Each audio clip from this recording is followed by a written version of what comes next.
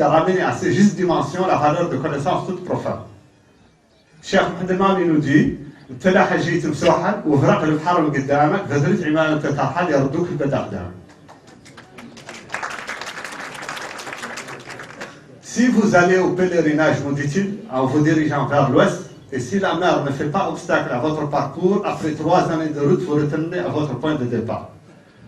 Ces 3 années de route de parcours correspondent exactement au voyage du célèbre navigateur portugais Fernando Magellan. Cheikh Mohamed Mami utilise quelquefois le même procédé pour énoncer des règles grammaticales, bien que celles-ci soient assignées à un instrument de connaissance religieux. Mais quand il aborde des sujets plus ardus, il recourt à l'arabe classique, si bien qu'on peut le considérer à juste titre comme un poète didactique. Ce procédé se retrouve tout au long de sa poésie didactique, et parmi les grandes pièces de ce genre, on remarque 3 pièces. La Nizamiya qui se consacre au Jadal, art de la réfutation, la Za'faraniya qui résume la doctrine de Mjaydri al-Hababa, et la Dulfiniya qui est la plus célèbre et qui donne l'essentiel de la doctrine juridique de Cheikh Mohamed Mami. Force est de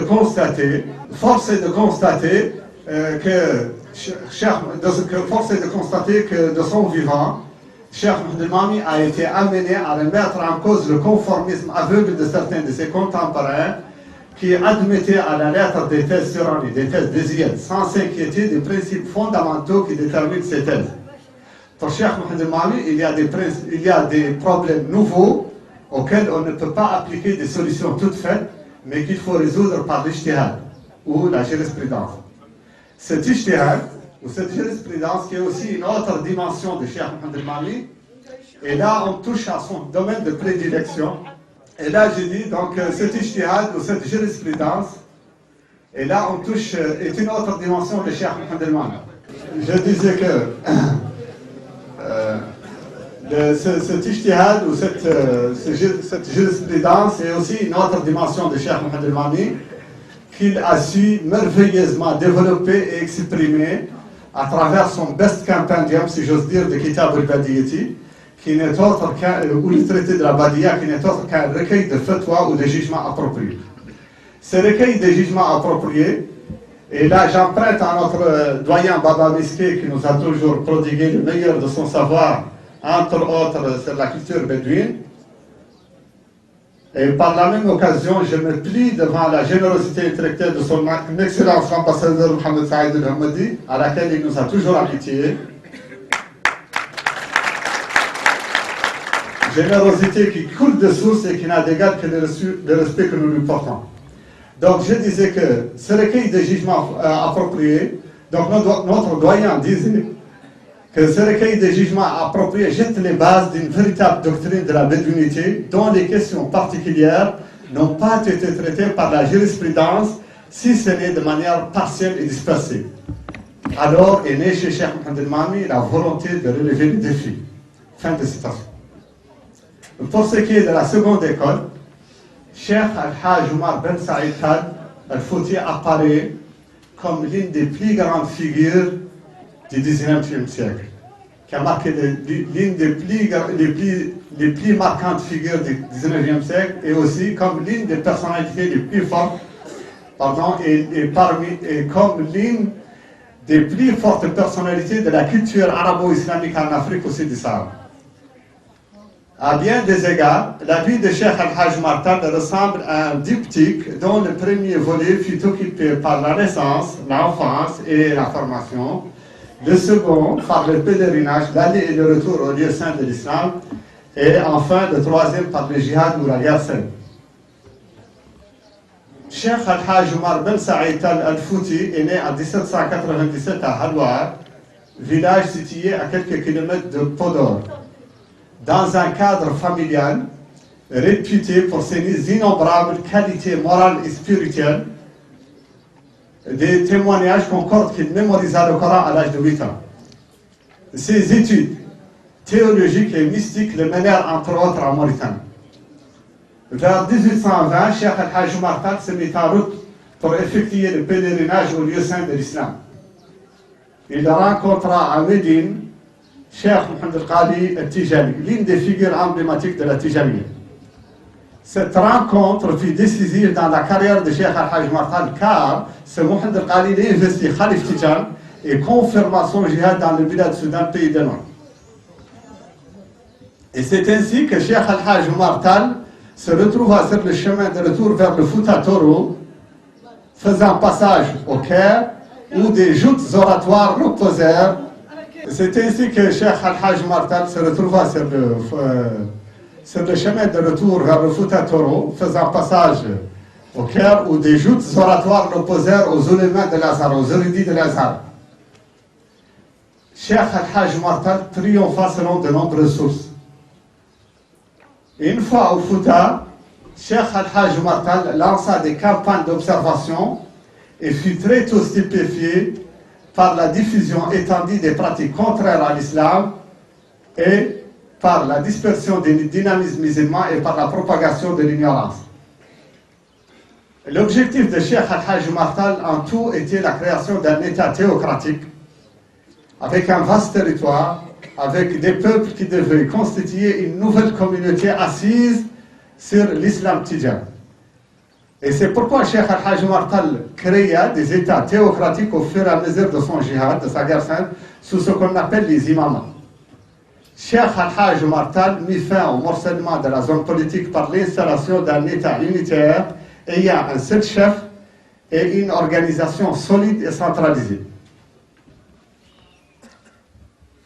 Et c'est en février 1864, après la tombée de Ségou au Mali, donc après la tombée de Ségou au Mali par le colonisateur français, que survint la fin de Cheikh Al-Hajj Martal à l'âge de 70 ans. Et c'était à Degembéré, dans les falaises d'Ogon de Bandiagara.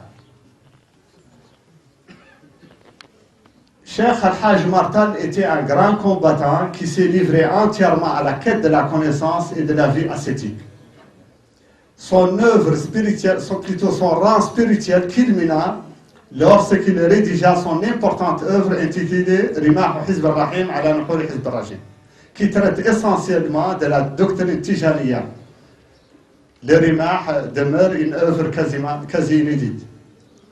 Quant à l'échange savant et fructueux qui a eu lieu entre Cheikh Mohamed Mami et Cheikh Al-Hajj Martal, il s'était essentiellement articulé autour de Kitab al-Badiyat, ou le traité de la Badiyat. Dans cet ouvrage, Cheikh Mohamed Mami s'attache à traiter des problèmes spécifiques aux collectivités nomades, auxquels il donne une réponse qui consacre et justifie l'usage de son temps.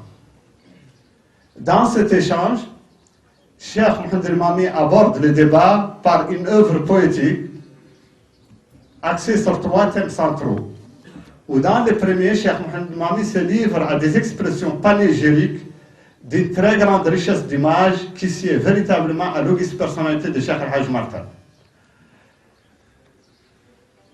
Le deuxième thème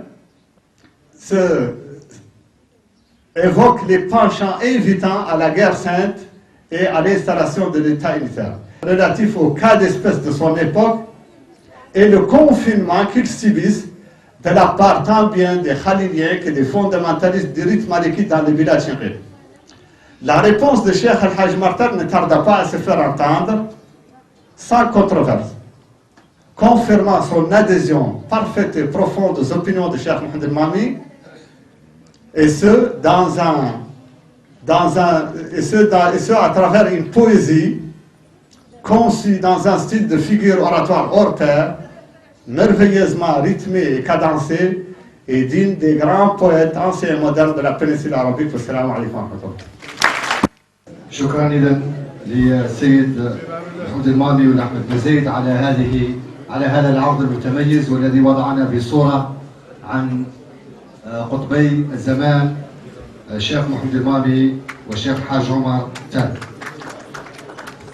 نبدأ بالمداخلة الثانية وهي لسعادة السفير محمد سعيد الهمدي تحت عنوان من الأصالة إلى المعاصرة أثر استقلال المناجم على تنمية ساكنة الساحل. شكرا. أولا أود أن أشكر زاوية الشيخ محمد المامي على الفرصة اللي أعطانا حضورنا اليوم في العاصمة الغالية علينا، الدشرة الغالية علينا، وكذا الوجوه النيرة اللي حضرت لنا هون، اللي نعرفه واللي ما نعرفه، وهذا خاصة نحيي النواب القدماء والسيد الوالي والسيد الوزير وجماعة الشباب والإخوان كاملين. وحقيقة عن عاقب القرقاع الحمد لله الواحد على يتكلم تبارك الله ما شاء الله. بيقول لي هذا العرض كافي والشامل ووافي بالعربية وبالفرنسية ما شاء الله وبالحفظ الزين. الله يدير فيك وقت.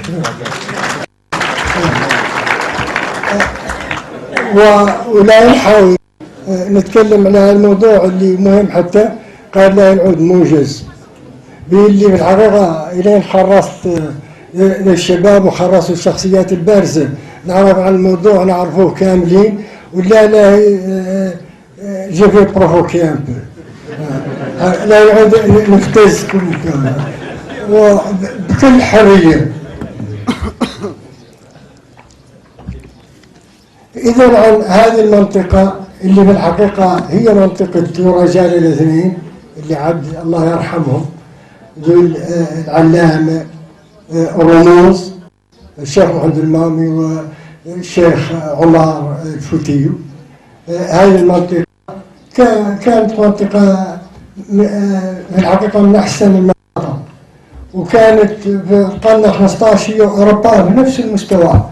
المغرب العربي وذلك قالوا السودان التاريخي مثلا السودان الغربي اللي مالي والسنغال وبوركينا فاسو والنيجر ونيجيريا كانت هي أوروبا بنفس المستوى، وكانت أساسا مبنية لا على الزراعة ولا المواشي، وكان الإسلام هو دينها اللي صلاح نتكلموا عليه خاص ما هو سياسة ولا هو اقتصاد، هو تأثير ذو الشرايك شرايك التنقيب اللي وصلوا، ولا أنا لا نحصرهم في منطقتنا احنا جدا يطلع كلام أبو جي بدأ نترادير هذه المنطقة اللي هي موريتانيا، والأول جي شركة ميفرما، واليوم شركتنا احنا الشركة الوطنية للصناعة المعدنية. لا نقول بصورة عن في الحقيقة الشرايك ما كانوا خاضعات لأي قانون، كانوا يعملوا اللي يبقوا يعملوا. يقال العالم اتطور، خلوا فيه شيء مدرج، كيف هذا المدرج من القوانين. واحدة حقوق الإنسان عام 48، وعقب ذاك الحقوق الاقتصادية والاجتماعية، وعقب ذاك الحقوق الثقافية، وعقب ذاك حقوق البيئة، عقب ذاك حقوق الناس اللي ساكنين هم في منطقة اللي عادوا فيها شرايك استقلوها عن ما يقدوا يجوا ويكون ما عندوا لهم تعويض. بيلي استقلال المعادن يسوى معدن فيه تأثيرات سلبية للمواطنين، يسوى شركة وطنية ويسوى شركة أجنبية. إذن التعويض يا الله يعدل للمواطنين اللي ساكنين في المناطق. مثلا شركتنا احنا هذه المناطق اللي تأخذ عليهم تيرزمور وبعض مناطق درار ونواذيبو، يا الله يعود عندهم فائدة خاصة معوض ذاك مسائل السلبية اللي المعادن دائما يجيبون. الدنيا تعرفون فيها دائما شيء سلبي وشيء إيجابي. وتعدال لا فونداسيون في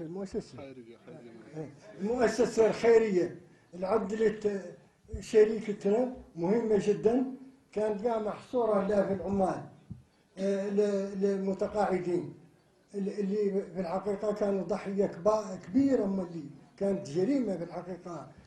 الصورة اللي كانوا يعدلوا بها مثلا يمتصوا لين يمتصوا ويعودوا فيهم الأمراض وينزرقوا كيف رجاج يزرق شي في النفايات. ويقال أنا قريت وثيقة جديدة عليها يبان فهم اتجاهات جديدة ومحاولة حسب الوثيقة بتحسين الوضع، وتوافقوا معاهم فيه والحمد لله وما شاء الله. رغم أني أنا ما هو كافيني، معتبر عن باقي شيء وعن يا الله الشركة تعدى خطوة ثانية. وهذا يقين عدلت بعد شيء وقصة شرايط على الأجنبية كيف تازيازت وكيف MCM وكيف شرايط تنقيب وكيف شرايط الثانيات اللي أكثر في الحقيقة ضرهم من منفعتهم. لازم عنهم يعرفوا عنهم المناطق اللي لا يغطشوا فيهم، واحنا متوافقين معاهم على البلاد فاصله في التنقيب وفاصله في التمويل وفاصله في الفوضى وشيء يقير ملي لازم يعود اللي لا ينعطى البلاد اولا يعود مقبول وواضح ومتماشي مع الارواح اللي قابلين هما يقير ملي سكان دون الدولة دون الموريتانيين الثانيين يا الله مد في بلد يا الله يعود معطي لهم عناية خاصة في الميدان الاقتصادي والميدان الاجتماعي والميدان الثقافي، وحتى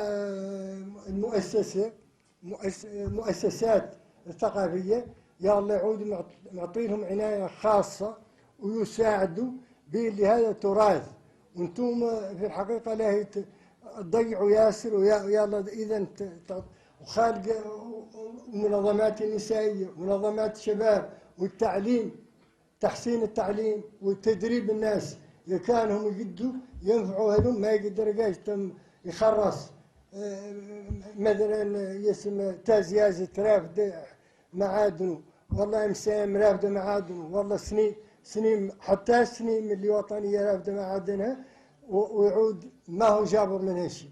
هذه المكبوتات في الإنسان ما هم مقبولين لازم نعطى له تعويض. Je n'ai pas voulu être long. Je souhaite نعود يا الله هذو المؤسسات الخيرية ما يعودوا إلا مسألة تلقائيا يعدلهم الشرايط ويعود حد ما يعرف ميزانيتهم شنو ولا تسييرهم شي لا يعدل. هذا عهد جديد وعهد الإنسان ما ينقبض وينقاد ما يصول. إذا يلا يعودوا les fondations dans leur conseil d'administration il y a des gens qualifiés et représentatifs des populations autour. ما تعود إلا une gestion ما تعود تسير معدين الشرايط بدون ما طرح وراي مع سكان البلد. يلا يعودوا الرواقيج اللي عندهم معرفة وعندهم يعودوا مسؤولين ويعودوا غير يعودوا ممثلين بصورة ديمقراطية السكان ويعودوا يحضروا تسييرها. هذا اللي نخلق يعود ما يخلق تطاحون ولا يعود يخلق في المواطنين يعودوا كيف المحرومين ولا خطر على الأمن العام. بيلي رجاج تم لا مزمج ما لا يقبل عنيان انتمونك ويتم هو مزمج، خاصة إذا عاد شاف المعادن واخذوا وشاف قبور والتعفيهم وشاف بل منين كانوا يحرزوا خسروا وشاف إبلوا عاد تجفل وشافوا ياسر من المسائل السلبية. C'est à peu près ce que je voulais dire. Je vais me résumer en français. J'ai dit on m'a donné un sujet. J'ai d'abord félicité Abdelmami pour son exposé remarquable et qui aurait pu et qui est vraiment un résumé remarquable en français et en arabe de deux hommes qui symbolisent tant notre pays. Et le sujet que j'ai, comme on vous a dit en français, c'est un peu l'impact des exploitations minières sur la région du Sahel. Le Sahel, vous savez bien qu'à Hassania, le Sahel a deux sens. Ça peut être cette région côtière, ça peut être le Sahel, la région élargie. Mais j'ai voulu réduire un peu le sujet au problème des sociétés qui exploitent les mines en Mauritanie, en disant que avant, les sociétés faisaient ce qu'elles voulaient. Elles ont même changé de gouvernement dans le monde, elles faisaient ce qu'elles veulent, mais aujourd'hui ce n'est plus possible. Le monde est beaucoup plus régulé et il y a des étages de droit. Il y a eu les droits politiques et les droits de l'homme. Ensuite, il y a les droits économiques et sociaux, les droits culturels, les droits à un environnement sain. Et que tout ça impose en réalité le droit des populations dans les régions où il y a des exploitations minières d'avoir une attention particulière et une prime. Une prime dont l'objet est un peu c'est une compensation de ce que ces exploitations font de négatif. Et vous savez qu'il y a énormément de... Même le train qui passe, malgré ce qu'il fait, il a des éléments négatifs. J'ai pris notre société, la Société nationale des industries minières, et j'ai regardé sa fondation. J'ai estimé que c'est un progrès évident. Essentiellement parce que, d'abord, la fondation a été créée seulement pour les travailleurs retraités. Et maintenant, il y a une extension, je crois, parce que toutes ces sociétés, ça je vous l'ai dit, sont surveillées à travers le monde par des organisations internationales qui peuvent sévir, qui peuvent avoir des problèmes, qui peuvent avoir des sanctions.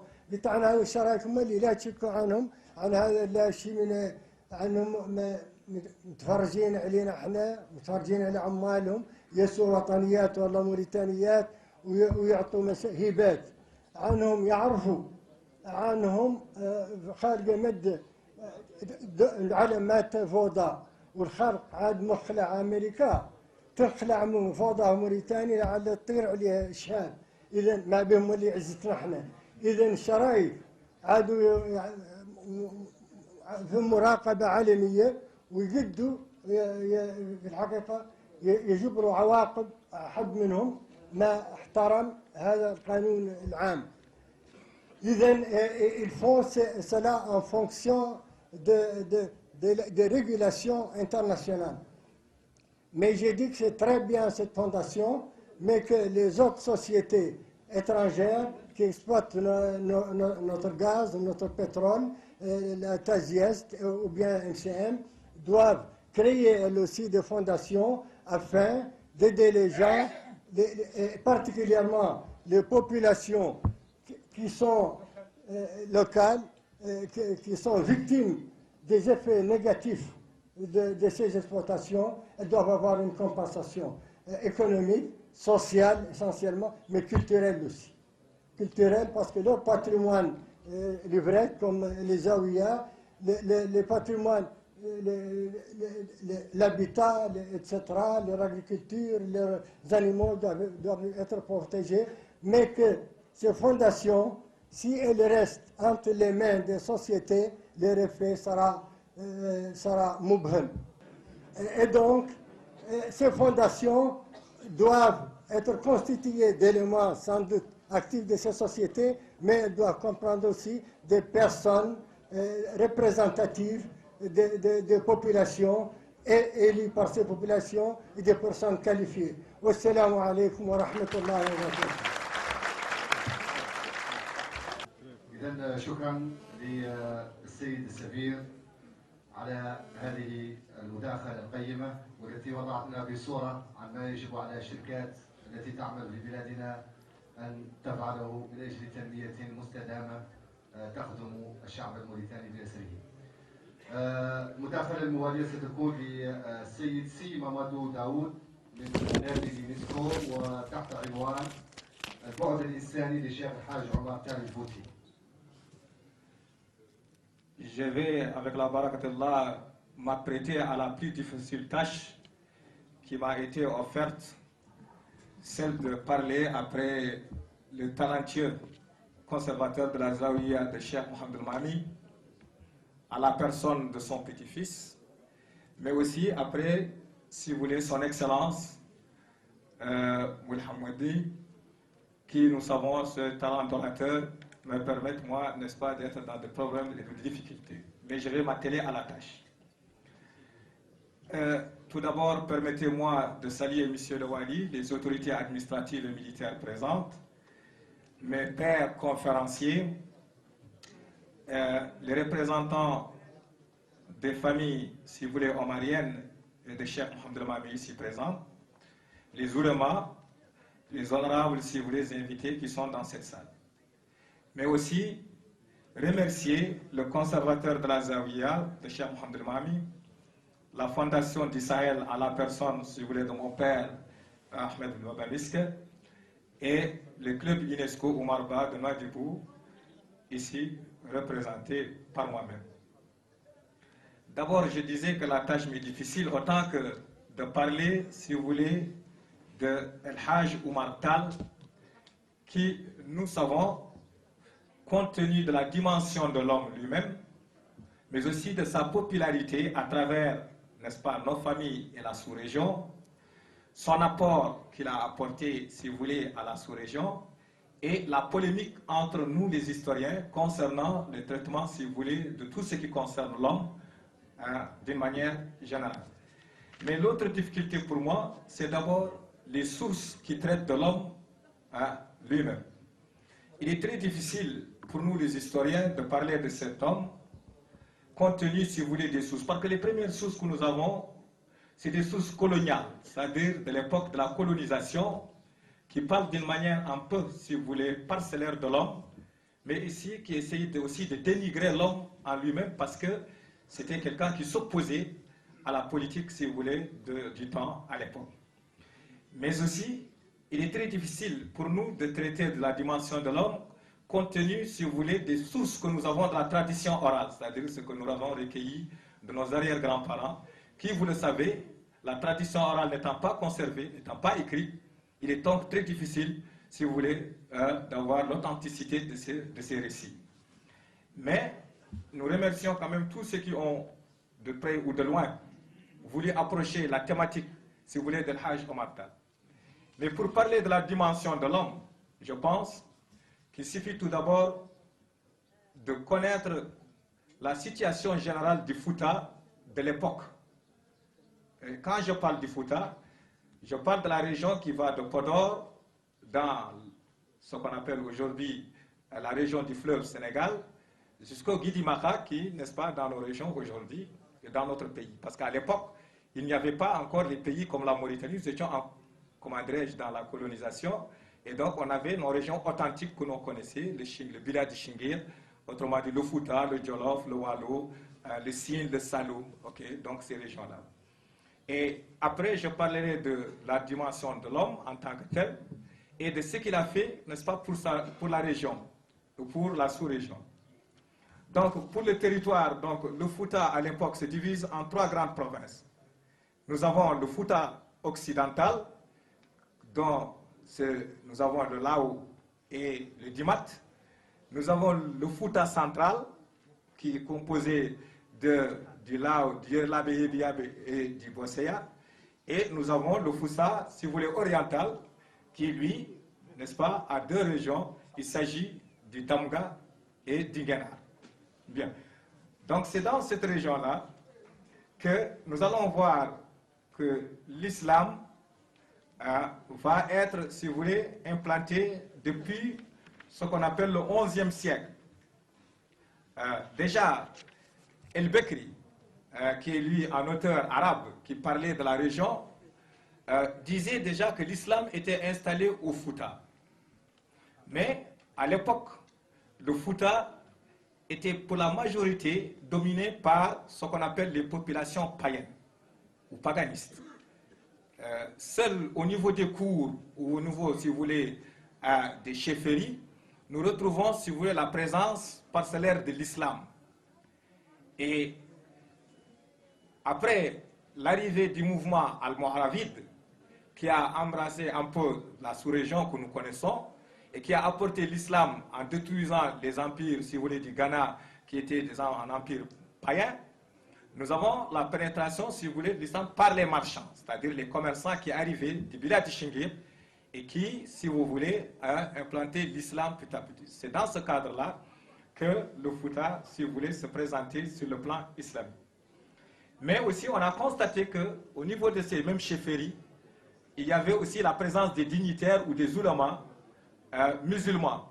C'est-à-dire que la justice, les fatwas ou les trucs de jurisconsulte étaient donnés par ce qu'on appelle des marabouts musulmans qui donnaient la justice ou bien qui écrivaient les fatwas. Mais si nous devons parler aujourd'hui d'El Hajj Omar Tall, c'est parce qu'il y a eu quelque chose qui a manqué au Fouta à son événement. Parce qu'en 1776, au Fouta, il y a eu ce qu'on appelle la révolution Torodo de Thierno Souleymane Baal. Thierno Souleymane Baal, avec ses amis de la célèbre université de Pire Sénécor, avec Abdul Bakar, ont appris, si vous voulez, l'islam et sont devenus des grands érudits. Et qu'à l'époque, le Fouta était dominé par les Peuls, c'est-à-dire les Satigui. Et ces Peuls, Satigui, étaient en alliance avec les colonisateurs ou les colons qui commençaient à s'installer dans cette région du Fouta et qui commençaient à amener en esclavage à partir de Gorée, si vous voulez, les populations, si vous voulez, du Fouta, qu'ils prenaient de la vallée du fleuve Sénégal, mais aussi du Niger, et qu'ils ramenaient à Gorée pour les amener aux Amériques dans le cadre, si vous voulez, de l'agriculture.